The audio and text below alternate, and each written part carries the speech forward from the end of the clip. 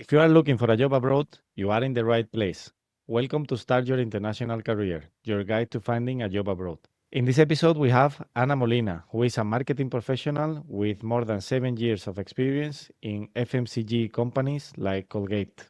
Ana, welcome to the podcast. Thank you, Juanma. It's a delight to be able to be here with you today.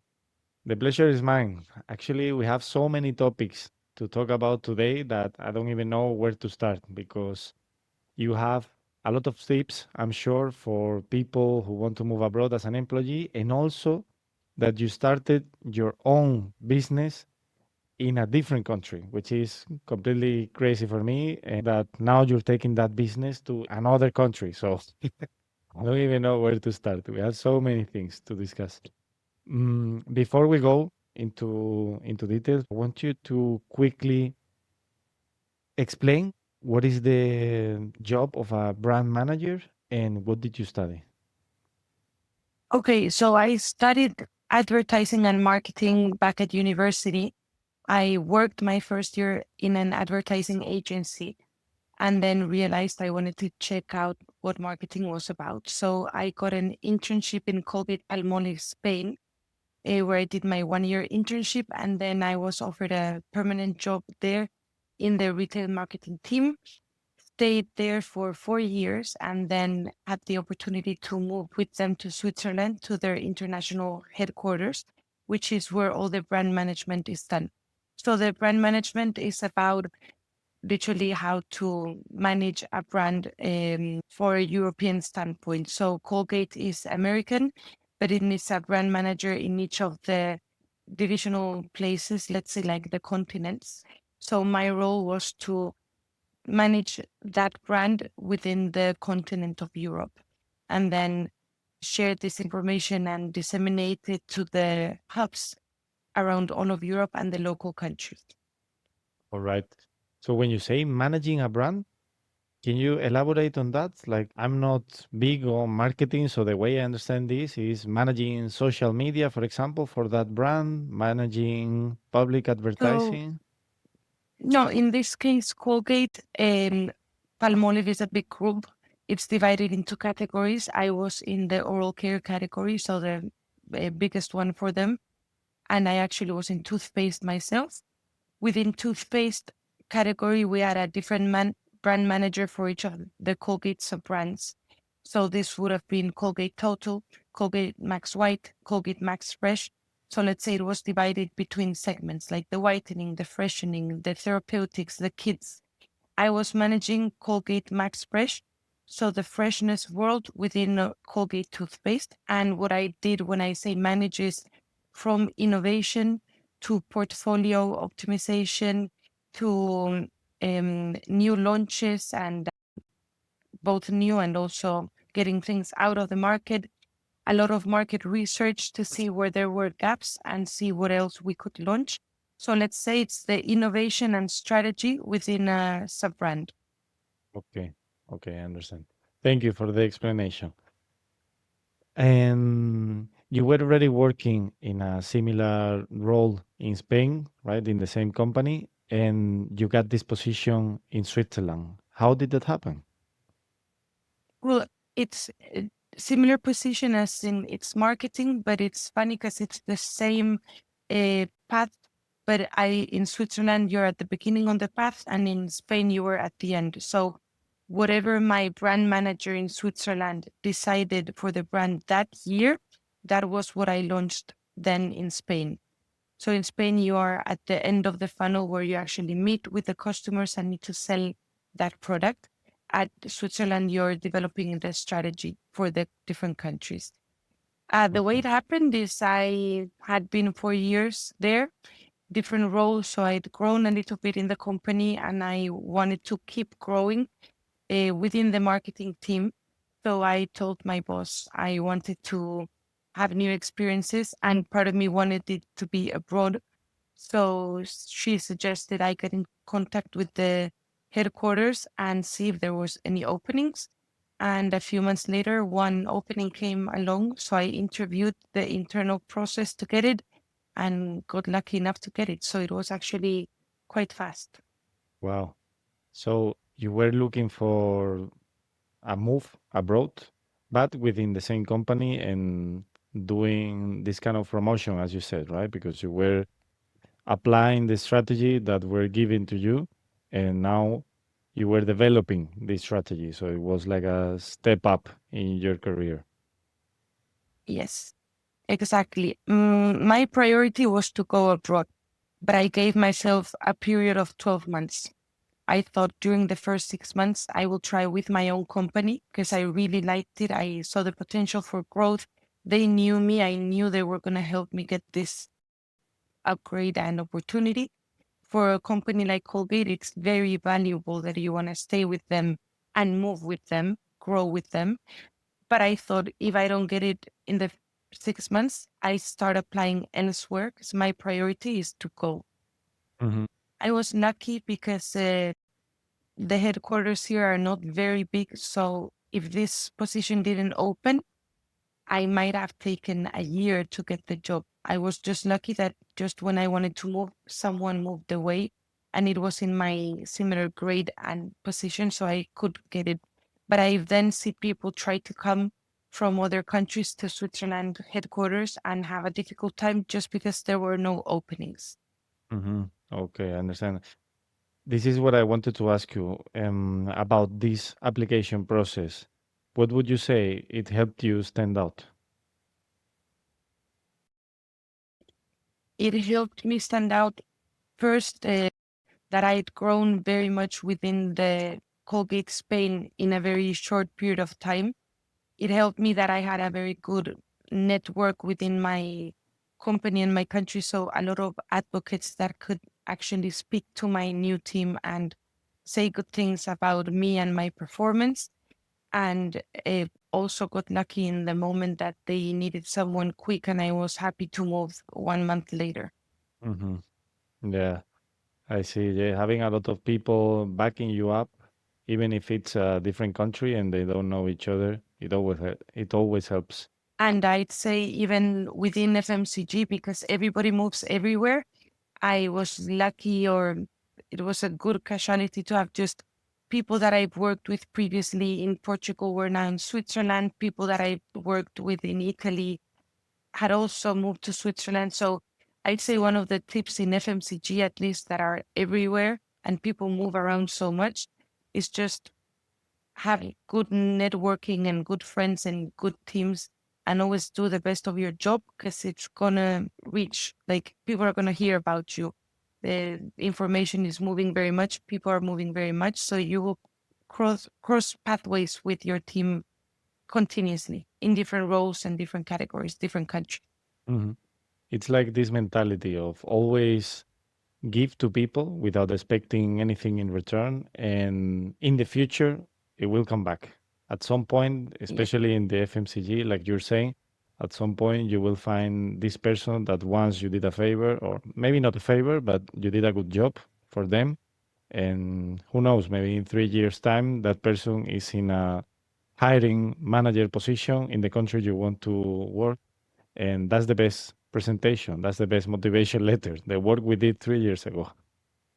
Most definitely. And even across the different FMCGs, it's like the same, it's a bubble. So let's say people also move to other companies and other countries, but it's still within the FMCG. So if one day you want an opportunity in a different company, you might get lucky also because your previous teammate has moved there. So yeah, always do your job at the best of your abilities because it'll find a way. Hmm.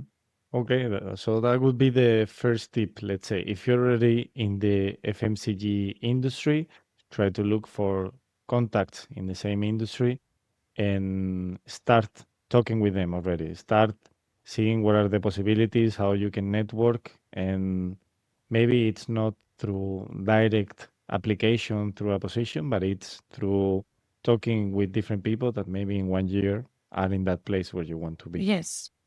All And I right. can tell you, I don't know if you know the network Nova Talent. No. It's kind of a LinkedIn, very interesting for you to check it out. It's like a LinkedIn, but a bit exclusive. You need to pass some tests and some interviews in order to get in. And they have a selection process that I'm not sure exactly what they look for in candidates. I don't think it's only the most intelligent, but they have their own way of filtering. And when you get in, there's a lot of events in different cities to for those people to meet up.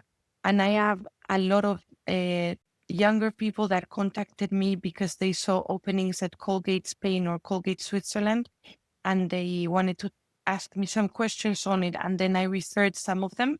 And one actually got hired as a trainee in Spain just because she contacted me. I thought that was a very proactive approach. I contacted my previous manager. She got the interview, got the role. So, yeah, networking as a number one priority. Yeah, yeah. I've never heard of this Nova Talent Network. I'll check it out for sure. And what you just mentioned is a true story, something that can happen to you when you're looking for a job. When you ask people that have done exactly what you want to do, you have a lot of chances of either learning something new you didn't know before or even get a referral. Because as you said, I've also been contacted in the past by people who were looking to come to Belgium or to Switzerland who wanted to apply for this position. And only the fact that they were reaching out to me, that they were proactive, that they had good questions, because that's also important. It's not only reaching out and saying, I want a job like that. That's not networking. But asking good questions about the application process, about how's life there, how's work, it already sets up some good path on the way that you want to go. And of course, if it works out, you're more than happy to give a referral. Why not? Yeah, Yeah, definitely. But like you say, you have to be proactive and a bit different in your approach, not just knock at the door, say, hey, can you refer me? Because I yeah, also got a few of those. If you do it differently or in an interesting way and you put yourself forward as a good candidate, it's a good way to do it for sure. absolutely. And what would you say are the main challenges for people who want to get a job in Colgate or in marketing, especially in Switzerland? I'd say in the world of FMCG, which is what I know, the best thing and the worst thing is that normally it's like football teams. Either you get in very early when you're very young and you're part of that bubble, or it's very difficult to try to penetrate the bubble when you're already 10 years in your career or even five. Because normally there's so many internship programs like this all around the world um, in Colgate that is in every country that you can imagine, that there's always someone you can hire that you've trained before. So if someone right now at the age of 30 wanted to start their career in FMCG, I'd say it would be very, very difficult. So to me, the struggle is either you get in early or you're very, very lucky in the future because it's really a very closed up um, network. Once you're in, the best thing is that it's very easy to move around FMCGs if you've done your job right and people are liking you. Because many people move to different countries, to different companies. So you always have someone you can reach out to. My ex teammates are now in Coca Cola or Mars or Royal Canin, L'Oreal, all over the world. So I know if I ever wanted to go back to this FMCG world, I'd have 1,000 people I could contact. Hmm. And you just gave me my next question. So, what if I was 30 and I was trying to get into marketing in the FMCG world? I know it's difficult, I know the challenge. So, what would be the strategy? I'd first see if you have any friends in FMCG world that might help get your CV in for sure, or contact the parents of someone you know that are in the industry. Then when someone puts your CV in, then maybe you have a chance. Otherwise, what I'd say is get into one of these training programs because you have them as intern, but you also have them like MBAs that are already linked to FMCG that almost ensure you get a position, but it can be an expensive and time consuming way of getting in. Hmm. So that would be my Okay. suggestion. So, that would be for someone who is 100% clear on I want FMCG and I want this specific position.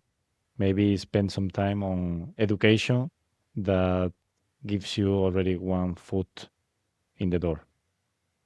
Yes. And alternatively, because they're everywhere in the world, if you're opening to moving, it may not be that hard because sometimes they find it difficult to find people in some big offices in the countries. For instance, Heineken is in the Netherlands.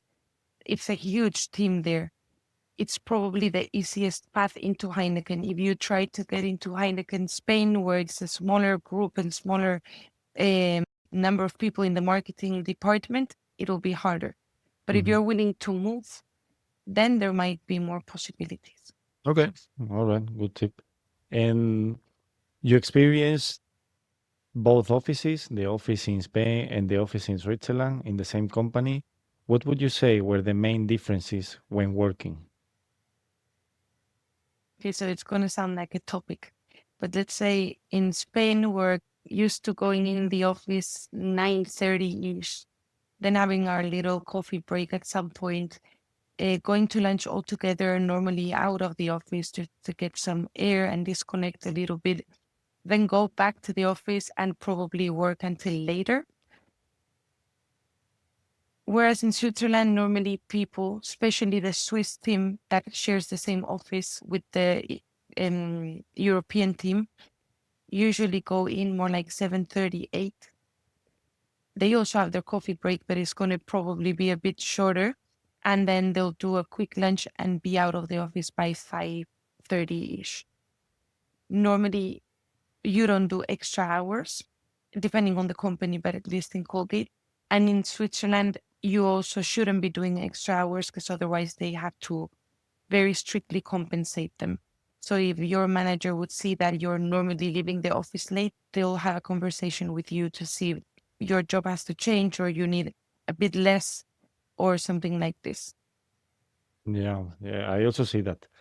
In Spain, extra hours are taken for granted. Like you're expected to do extra hours every day. It's really the expectation at every company or at the majority of companies. But outside, because also in Belgium, I had the same experience. Outside, extra hours are really extra. Like if you're doing extra hours every day, there is a problem, there is an issue. So let's get back to understand what is your workload and why something is not working because extra hours shouldn't be the normal.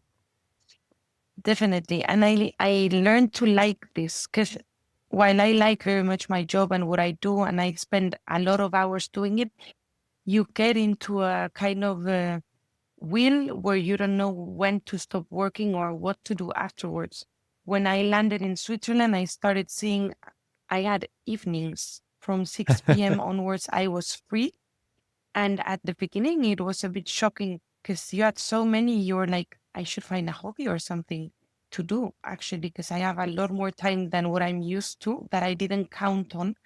So it's great. And I think it's very important in life to have also your life out of work. So that was a very good thing to learn when moving. Yeah, yeah. There's more life than work, and in Switzerland, it's heavily respected your time out of work. And talking about the office here in Switzerland, what about languages? Did you need German? Did you need French? Well, I was lucky because I moved to the European headquarters. Everybody is from a different country in this headquarters.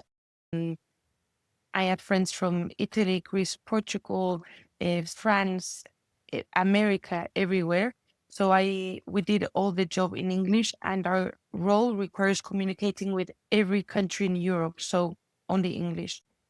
Uh, but the Swiss team in the Colgate office here in Switzerland does need to speak German. Hmm. Okay, but it wasn't a requirement for you. The only requirement in terms of language was English. Yes. All right.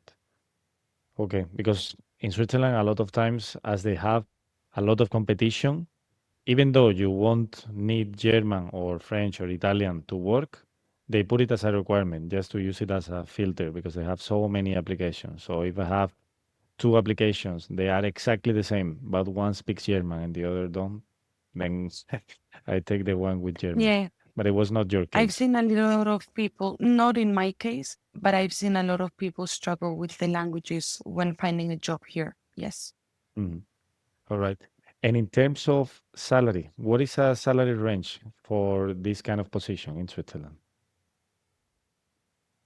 For, let's say, early brand manager like I was, because I moved early on. I had 4 years experience by this time at Colgate, five in total.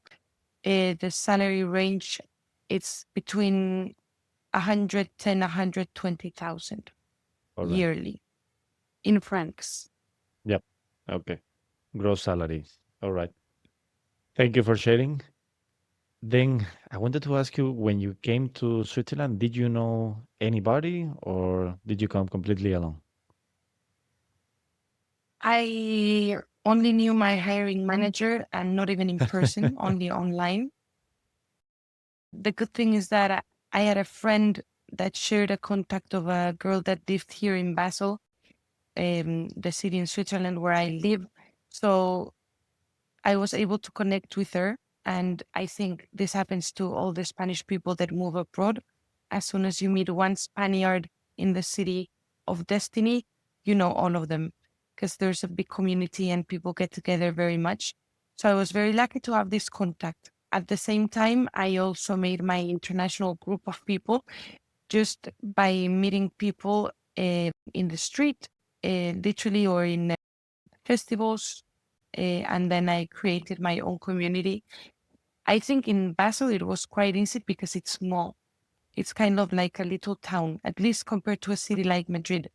So you see the people in the street commonly. It's not like difficult to bump into people you've seen once before. So actually, they're very welcoming. Switzerland is a country full of expats, and everybody has been in your position at some point. So I didn't meet a lot of Swiss friends, but I made a lot of friends from all over the world that one day were new to Basel too and were welcoming me into their plans. All right. So how long would you say it took you to have a social life and to be happy with your social life? So my own adventure was easy, but also because of the kind of person I am. If I have to be honest, I'm very social. I need to have people to talk to. Otherwise, I get very bored alone at home.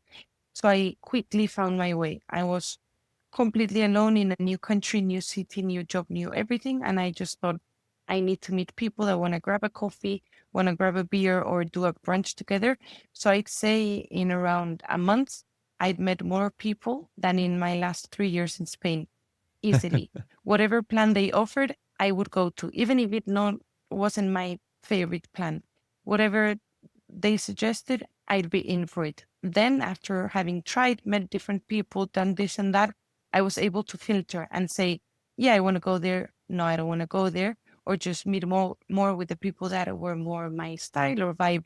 But it was very fast. If you're not an extrovert and you hope that people will just invite you, then you'll have a harder time because people have their lives and you have to understand that you're not no one's priority, especially when you're new.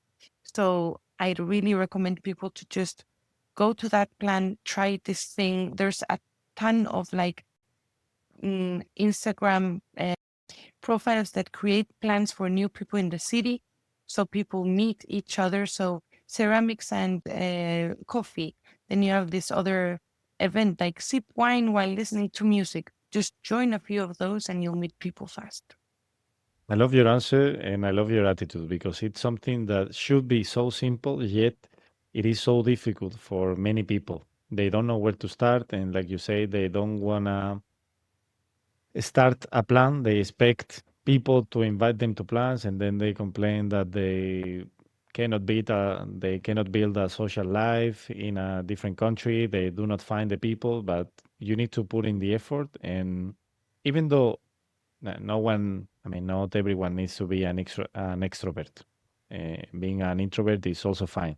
But still, as an introvert, you can have initiative. Maybe it's not talking out loud and being the most funny guy in the room, but you can have initiative. You can join these kind of plans. You can investigate what are the different communities. And like you said, there's literally one community for every single type of person, and especially in this kind of cities that are international, where everyone is looking to connect. But most of the people are just waiting for others to go first. So be that person, be that first person, and make the move. And in a short time, you will have a community of people that, like you said, maybe in the beginning is not 100% match, but in the beginning everything is about momentum, like not waiting for the perfect friend or the perfect plan to happen, but just joining a lot of them, and then after some time you can do your filtering, like you said. Yeah, I as soon as you go into one plan, five more plans pop your way because you met more people, they suggested new things. So as soon as you open the door once, things start moving. Yeah, absolutely. So now we've covered the part of your job, of how you lived life as an employee, how you started everything, and now something that is super interesting for me because I see a trend, and lately more and more, I see a trend that expats, people who move abroad, they are always more keen on starting something, on building a company, building some side hustle, any kind of entrepreneurship. So I wanted to ask you about your entrepreneurship adventure. How did it happen? And why did you start it?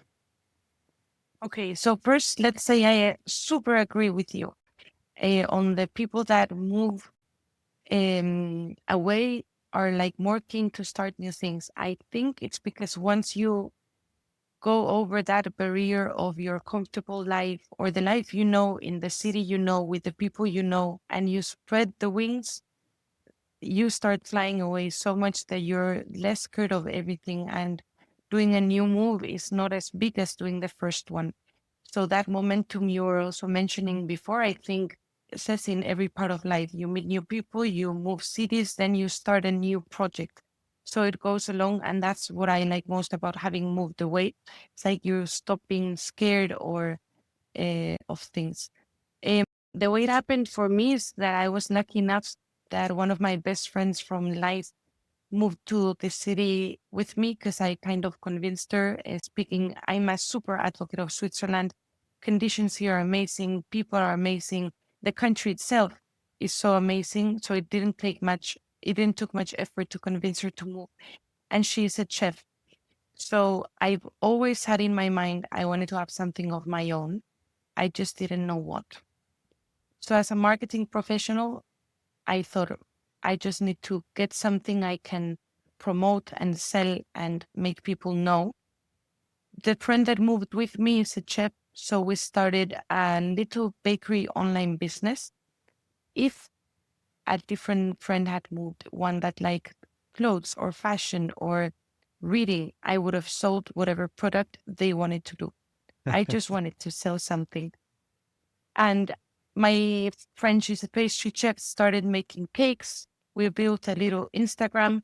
And maybe because Basel is so small, as soon as we sold the first cake to a friend and had some pictures of it, she told someone that also bought one. Things started spreading. And before we knew, we were getting like weekly orders on specialized desserts. So that was quite easy. Then we decided to take it one step further. At this time, I'm still in my company working normal time, and my friend is the one dedicating more to this side hustle. Uh, we decided to do a pop up in the city market, city food market, and do just like a big cheesecake pop up for a week. And there, a lot of people met us, tried it for the first time. It was great because they didn't have to try and buy a full cake. They could just buy a little slice. So it was a way of getting us known much more. After this 1 week pop up, orders started to be so much more frequent. We're like, okay, wow, we didn't really have to do much for it to get started. And then the market itself liked our approach so much, they actually offered us a permanent place in the market. So then we had to really study it because it was now like opening something bigger. And we decided to go for it once more. We never knew how much the revenue was going to be, the sales, the concept. So I decided to keep my job still for a little while. And 3 months later, when we saw it actually was working, I decided to quit. Both because my friend was going to die. She continued doing this alone. And also myself, I was doing so many extra hours after the job on this that we had no social life anymore. We dedicated all the time to the business. So I thought if I quit, I can dedicate this time to my own project. But it wasn't too hard of a decision because we'd been able to see it was working. And what was the investment to open this physical place? It wasn't huge, as in business wise, we had to put like 10,000 francs each to fully start it. And I mean, 10 is covering everything. Probably it was even a bit less. Our struggle was more that the monthly rent is very high because Switzerland, you have a good conditions, but everything is expensive. So we were speaking at almost 5,000 monthly rent for this space. Wow, so that's a lot of cakes to sell. Yes. And also we had to pay for the house and obviously food and things like this. So that's why I decided I would keep my job at the beginning until we saw we could actually live both from it. Okay. And was it difficult, the process of starting your own company, your own business in Switzerland? Well, no, actually, this is the best part. When you want to start a company in Switzerland, you actually can start it without any paperwork for the first 3.5 thousand francs of income, which is small, but you can test anything before any paperwork. 3.5 Once you've, monthly or in total? no, in total. Mm. But let's say you're a very small something online. Let's say I could have sold the first 100 cakes before legalizing the whole business. And that already helps a little bit. Once you've gone over 3.5, you actually have to sign a few papers. You have to decide what company structure you want to do. But we went for the easy, basic one, which is kind of like you don't have a limited company, you just become self employed with your own thing. And that was super cheap, like 150 euros. You sign one paper, you have your company. I don't remember the fact exactly, but I think around 40% of people in Switzerland owns one of these because it's 100 francs. It's nothing. You don't have to do then corporate tax or a tax return on the company. It's just a little structure that exists and you only pay taxes on your own revenue. So the salary you decide for yourself. Okay. Okay, that's an interesting fact. So it was super easy for you to build the company, to start rolling, let's say, the first month. And what happened after you reached that level? Was it any difficult after that when you started selling a lot of cakes? No, at that point, we went to the office in this canton for the companies. We signed our paperwork, which was this 100 francs I'm telling you. Because it was a food business, we also had to get a few permits on food, but they were also extremely easy and everything works fast. It's mostly in person, which is weird. There's few things you can do online in this country. Another of the difficult things was the language. Everything we do is in German and we don't speak German. So let's thank ChatGPT for a moment here, which helped us open our company and the full translation process and all, but they're very helpful. So it was quite straightforward for us. You also have other benefits, like you don't have to pay VAT until you earn the first 100,000. So that also helps very much. And yeah, Wow. I love this story because moving abroad is already a challenge. And moving abroad and starting a business abroad is something that is next level for me. It's something everyone would have in their mind as super difficult, like something that you can only do if you speak the local language, if you have a local, if you have a lot of local contacts. And I'm not saying it was not difficult for you, of course, but you're also throwing some light on the process and showing that it's possible, that you just need some preparation, some dedication, and yeah, opening a business, it's difficult everywhere. And I love that you are really risk averse with these kind of things. You put the money to start, and you also had the vision to start low, right? Start selling online without a physical place, and everything kind of took place naturally. You didn't rush anything. So now looking Yes, backwards, it made sense that you left your job to pursue this thing. yes, definitely. And let's say I'm risk averted, yes, but I'm also very good planner. So I didn't quit until I saw it was going to work. I ensured everything. It was risky, but risky in a nice way. Like we'd already tested it out, like you said, first online, then in the market. At any point, we could have just closed up and then we wouldn't have lost much. If anyone is moving to Switzerland and looking about starting something, it's as easy as 100 francs. You sign a paper, you have your own little company done. Um, there's no monthly tax, like monthly rates, like in Spain. So it's a one off payment. And even if you then don't do it every month or don't work on it much, you don't have to pay anything to keep it open. So that's very good. And the second pro tip here is if you quit your job in Switzerland, you're entitled to unemployment help, even if you quit, which normally in countries like Spain, you have to get fired in order to be able to apply for unemployment. Unemployment rate in Switzerland is 70% of your last year's salary. So it's normally going to be quite generous. You have to still be applying for jobs, but they give you the chance to try to self employ yourself. So they give you around 3 months so that you build your own thing, try to test it out. And if it goes well, they're happy for you to try to self employ you.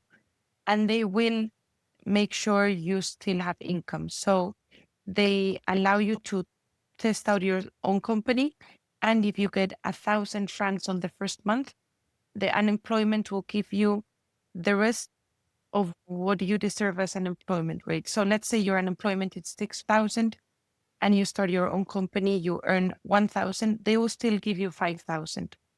As long as they see this income starts getting bigger and therefore their help can be reduced up until zero, they will support you. So I think it's also very nice to be in a country that promotes self-employment and little companies, because I would think this same plan in Spain would have been impossible. Absolutely. This speaks volumes of the Swiss mentality and how they push and how they make people grow in terms of business.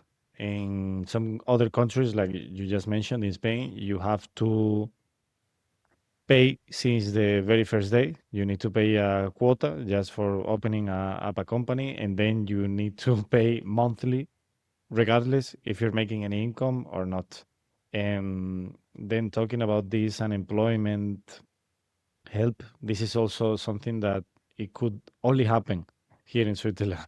They have a trust system where they trust that you are doing a transition, that you won't benefit of the system, that you will just be taking this money forever, and that lets you have this time to dedicate yourself to a new entrepreneurship or to a new adventure. I love that. I think it's a Yes. really good insight that you are commenting for listeners for sure. And actually, for less risk averted people, there's also the possibility to reduce your working hours. Whereas in countries like Spain, it's not very well seen that you get lower hours in your company. In Switzerland, it's very common that some people only work 50% of the hours or 80% of the hours, either because they have children or because they have a very strong hobby or just because they don't want any more money. I have a friend that works 50% because the money she earns with that is enough to live and she loves having more free time. In this country, that is very well seen because it allows more people to have jobs. And that's why the unemployment rate in Switzerland is around 3%. I So love it. companies actually accept this and you can have your side hustle, whatever that is, at the same time you have your job. I love it. Thanks for sharing. And now, Switzerland is great, but I know that you're moving from Switzerland and you're going to a new country. You're moving to Dubai. So I want you to please elaborate on that move. Where is it coming from? What are you going to do in Dubai? Please tell us.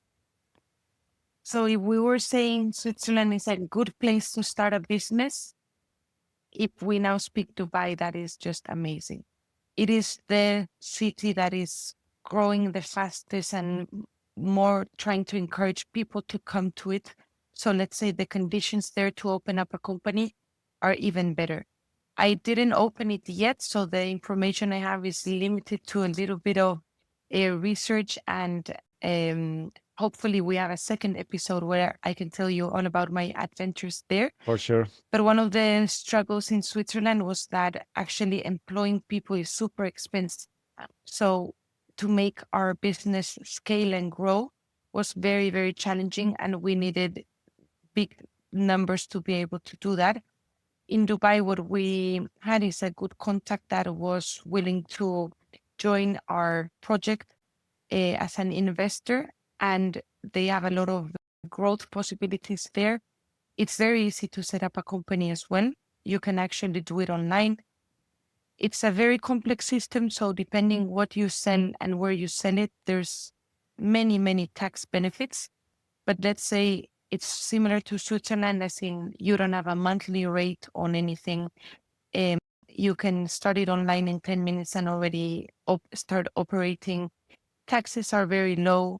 Corporate taxes are around 9%, and you can exempt from it for the first like 500,000, something like this. So it also provides very good help to people that want to invest. When you decide to open up a business there, even if it's very small, you get 2 years visa. You of course have to pay a little bit for it, but you immediately get it so you can become a resident very easily. And we just see it as a place where things can scale very much because of how much it's growing and because of how big the online business is there, which allows us to not to need a physical open space with people there every day. Running an online dark kitchen mode is much more easy and allows for less investment and higher scale. Wow. It sounds so exciting. I cannot wait for you to go to Dubai and run a second episode and tell us everything about it because I've been hearing more and more about Dubai lately. Not only about people moving there for a job, but also about people moving there to start something, which speaks a lot about the country and the, let's say, the help and the aid that gives to entrepreneurs. So, yeah, I cannot wait for you to be there. Thank you. Me too. I'll tell you all about it in a second episode. Great. All right, Anna. So we're reaching towards the end of the podcast. So before we finish, I wanted to ask you if you had a friend who is still doubting about moving abroad, what would you say? I'd say, of course, just take the leap. If you have more reasons than only growing in your job or getting a bigger salary, I think you actually need to want to move also for your life. Because to me, the biggest learning about moving was my own path. The way you grow when you face so many challenges and obstacles alone, having to meet new people, having to understand how a new city works. So if you're really convinced that you want to go abroad, just do it. You're never going to grow more, I think, in life. If you enjoyed this conversation, follow me and share it with someone who wants to move abroad. And if you are on YouTube, Spotify, or Apple Podcasts, please like and rate the show with 5 stars. It really helps me a lot more than you think. Thank you very much and see you on the next one.